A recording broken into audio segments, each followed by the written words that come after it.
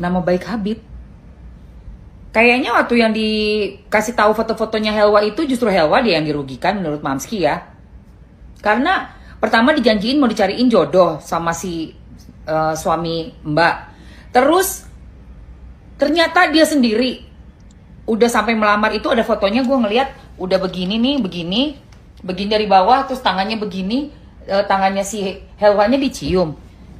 Itu aja menurut gue secara sesuai dengan profesi suami kamu ya, kan nggak boleh seharusnya yang bukan muhrim. Kok itu udah cium-ciuman tangan sih, pegangan terus dicium?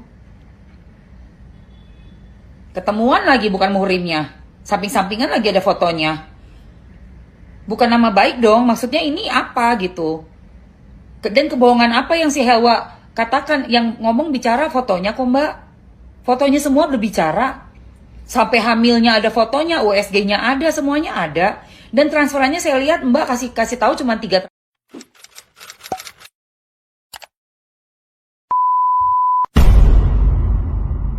Aku haramkan, anak punya hati sudah anak haramkan buat perempuan lain. Selain ngacak-ngacak perasaan, hati, kehidupan, keperawanan anak gadis orang. Ya enak bener diperawanin demi kenikmatan ya. Daripada orang yang garap, mendingan lu yang garap. Berarti ini orang sebenarnya penjahat kelamin, tapi sok-sokan nikahin tapi nggak tanggung jawab. Nikah jangan main-main ya. Ini Habib-Habiban nih manusia. Tapi sebenarnya ini iblis, ngaku-ngaku cucu Nabi.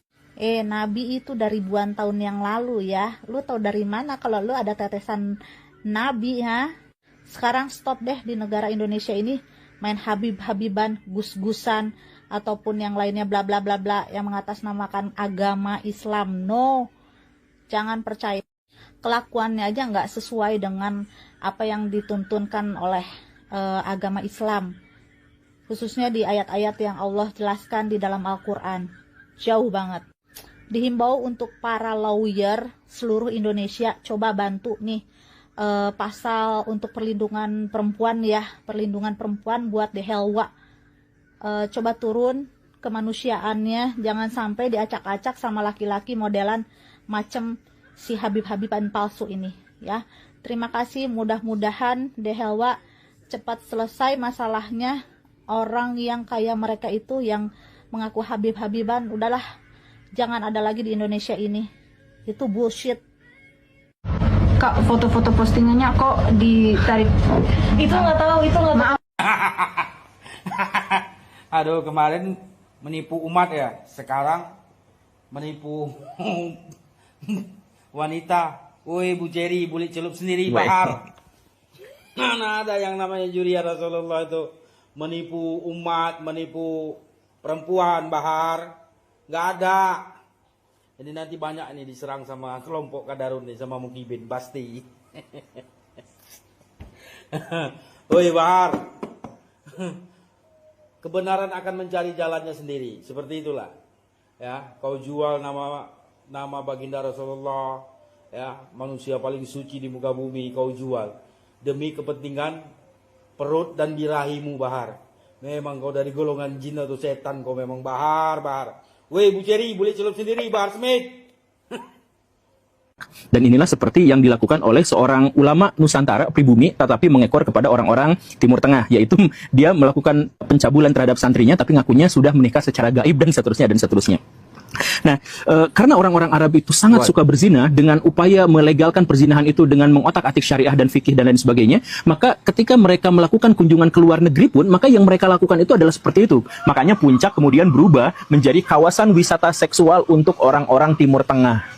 Jadi Baraya yang orang Puncak, Baraya yang orang Bogor, orang Cianjur, orang Subang, orang wilayah sekitar situ, Baraya tentu saja mengetahui bahwa di Puncak itu banyak sekali orang-orang Arab berseliweran. Rumah makannya pun banyak yang diterjemahkan menjadi bahasa Arab. Makanan Arab di sana itu melimpah, hotel-hotel penuh dengan orang Arab, villa penuh dengan orang Arab. Khususnya kalau misalkan di Timur Tengah lagi musim panas. Dan di sana itu, coba Baraya cek, kebanyakan orang Arab itu laki-laki, perempuannya justru jarang atau sedikit. Kenapa? Ya karena banyak laki-laki yang sengaja datang ke sini untuk bukan hanya berwisata, tapi juga berwisata seksual. Maka di sana, satu-satunya hal yang harus mereka benahi adalah bagaimana caranya agar kemaksiatan, perzinahan, dan perselingkuhan yang mereka lakukan itu sesuai syariat Islam, sesuai hukum Islam. Maka kemudian dicari-cari caranya. Cara yang paling dekat itu yaitu nikah mut'ah. Jadi cari perempuannya, cari wali palsunya, cari hakim palsunya, penghulu palsunya, dan semua birokrasi palsunya sudah disiapkan, kemudian mereka akad nikah. Ya, cuman untuk itu aja gitu. Jadi perzinahan di mana-mana terjadi, di Amerika Serikat terjadi, di Eropa terjadi, di mana-mana. Tapi kalau misalkan orang Timur Tengah, itu perzinahannya itu harus dilabeli Islam dulu. Begitu. Jadi harus ada upacaranya dulu. Gak apa-apa penghulunya palsu, gak apa-apa walinya palsu, gak apa-apa saksinya palsu, gak apa-apa. Yang penting itu sesuai syariahnya sudah memenuhi ketentuan. Begitu. Apa yang terjadi setelah itu? Ya. Cukup sebut Pak Bahar dan Mas Elham. That's it, enough, nggak perlu ada tambahan apapun. Gue tuh gak sampai hati buat nyebutin kata Gus ataupun kata Habib di depan nama mereka. Karena menurut gue panggilan itu cuma layak untuk dikasih sama seorang pendidik, seorang guru yang salih, baik, pintar, dan layak buat jadi panutan. Menurut gue ketika panggilan-panggilan kehormatan itu masih kita kasih untuk orang-orang yang kontroversial, apa kita nggak berpikir bagaimana keadaan korban yang udah dizalimin sama mereka? Guys, Mamski lagi ngeliatin kasusnya Helwa melawan mantan, belum cerai ya, sama si itu loh yang namanya HBS, tahu kan? Dan sekarang nih istri pertamanya HBS datang juga ke podcastnya Dr. Richard Lee, karena kemarin kan Helwa sama mamahnya yang diwawancara. Nah sekarang ini istrinya yang speak up. Mamski lagi dengerin. Guys. Harus memilih. Istri pertama yang harus memilih. Ada memang yang seperti itu juga. Tapi kan pernikahan juga ini kan, suami menikah kan tanpa izin istri pun, tanpa harus minta izin pun nggak apa-apa. Oh iya? Hah? Iya. Bukannya katanya harus Suami menikah tanpa izin istri nggak apa-apa? ada izin istri Enggak pertama? juga sih. Enggak juga. Kalau itu, kalau niatnya memang istrinya mau bareng-bareng, biar sah juga nih istri kedua, ketiga, maksud secara negara, mungkin bisa. Oh berarti bahaya banget Kak kalau misalnya kita agama Islam, mohon maaf ya, saya belajar ini sekali lagi ya. Kalau menikah nggak usah izin istri pertama boleh. Maksudnya tanpa perlu izin, tapi lebih baiknya, alangkah lebih baiknya kan ada persetujuan minta izin sama istri. Tapi kalau nggak izin juga boleh. Boleh. Boleh. Kalau nggak izin juga menikah dengan wanita lain, nggak izin istri pertama juga boleh. Mana boleh? Sah kan? Tetap sah. Tetap sah. Sah. Bukan kalau misalnya kita itu harus dari istri pertama yang cariin, itu bukan. Itu Enggak hoax. juga sih, enggak harus juga sih. Itu kan berarti udah ada omongan di awal. Nih. Kalau ilmu yang sebenarnya Kak, yang harus memilih. Aduh, ngeri. Maaf banget nih, istri pertama sah dari mananya? Secara orang-orang yang perempuan-perempuan dinikahin siri, anaknya itu nggak berhak mendapatkan warisan, nggak bisa dianggap sebagai anak kandung karena nggak punya akte kelahiran. Sah dari mananya? Nggak ada sah-sahnya dong kalau begitu. Buktinya itu si Helwanya aja bisa ditinggalin begitu aja. Setahu saya ya, pernikahan yang sah itu apabila sudah dilakukan dengan peraturan agama masing-masing untuk di Indonesia. Jadi harus memilih salah satu agamanya dan juga harus terdaftar di KUA. Begitu mbaknya. Kalau nggak ada pendaftaran di KUA, gimana kita mau mengurus legalitas perkawinan kita? Bagaimana kita mau mengambil tindakan apabila terjadi KDRT atau perbuatan yang semena-mena, ditinggalin, nggak dinafkahin lahir dan batin? Kita mau ngadunya kemana kalau nggak punya itu buku nikahnya? Tapi ya udahlah ya, gue nggak ngerti jalan pikiran mbaknya. Ini gue mau lanjut lagi dengerin statement kamu ya, yang berikutnya nih mbak. Awal agak renggangnya juga dok Habib sama Helwa ini. Jadi posisinya dia lagi hamil, dia keluar ketemuan sama artis. Dia keluar ketemu sama artis. Tolong dibuktinya mbak, kalau enggak ini juga bisa menjadi fitnah. Terus? Posisi nggak pakai kerudung gitu. Itu Habib ngerasa kesel. Maksudnya udah dinasehatin berkali-kali, mau keluar, mau ketemuan sama siapapun terserah. Yang penting pakai hijab gitu. Nah dari situ Habib mulai kayak berkurang, dinasehatin terus soalnya, tapi nggak didengar gitu. Okay. Ini yang ngomong kan harusnya Habibnya ya, bukan kamunya loh mbak. Karena ya kita mau dengar dari dan mau lihat ekspresi muka Habib gitu loh. Terus. Masalah ini viral, ada komplain dari istrinya Habib. Langkah sendiri dari Habib sendiri maunya bagaimana Kak? Nah, sebenarnya Habib, saya sih yang kesel di sini ya dok ya. Saya maksudnya sampai saya pengen laporin laporin dugaan berita bohong gitu kan. Habib bilang kan jangan, karena kan biar bagaimana ada anak kan. Gak apa-apa, anak saya yang urus. Hah? Anaknya kamu yang urus? Itu kan mamahnya yang mau kamu laporin, mama kandung loh. Kamu siapa? Astaga. Saya bilang kalau perihal anak, saya biasa urus anak. Bisa. Nggak perlu dipusingin kalau itu. Yang penting ini orang harus dikasih pelajaran. Orang itu ibu kandung dari anak yang mau kamu urus. Kok nggak sinkron ya? Itu ibu kandungnya melahirkannya, yang menyusuinya, darah dagingnya. Gimana kamu mau urusin anak dia, anak kandung? Ibunya mau kamu penjarain, anaknya kamu urus. Ntar dulu deh Mbak, ini Mbak berbicara berdasarkan apa ini seperti ini Mbak? Kok saya jadinya... Oh, dia udah merugikan loh nama baik Habib sama sekali.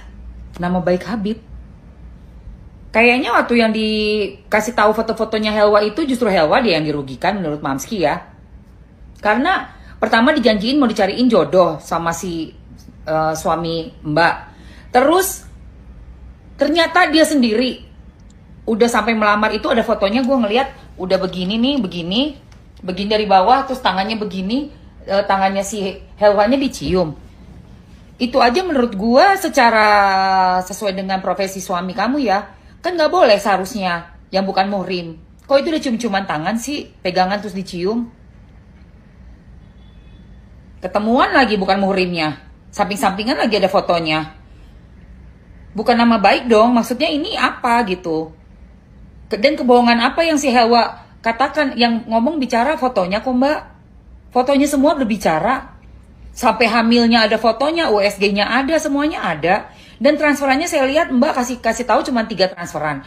5, 5, 2. Itu pun jarak waktunya beberapa bulan. Ya Allah, mau berapa? Bisa buat hidup berapa orang itu? Bayi perlu biaya banyak banget ya, popok segala macam.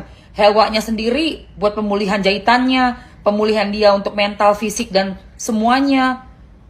Ibunya juga yang menjaga di rumah itu.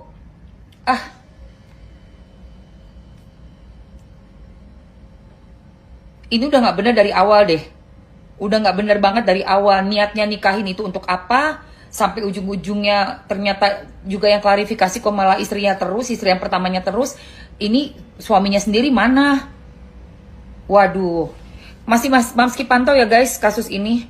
Tolong kasih masukan ke aku ya apabila ada berita-berita baru, info-info baru dari kedua belah pihak. Gue sih kasihan sama si Helwanya sih, jujur aja. Biarpun juga sedih ngeliat istri pertama, tapi kayaknya istri yang pertama ini kok nggak bisa mikirin gitu loh. Pertama ya, orang hamil itu nggak gampang kan? Ya, itu satu. Kedua, melahirkan aja tuh udah ada baby blues guys. Hormonnya udah lagi yang naik, turun, drop. Kayak apaan tahu.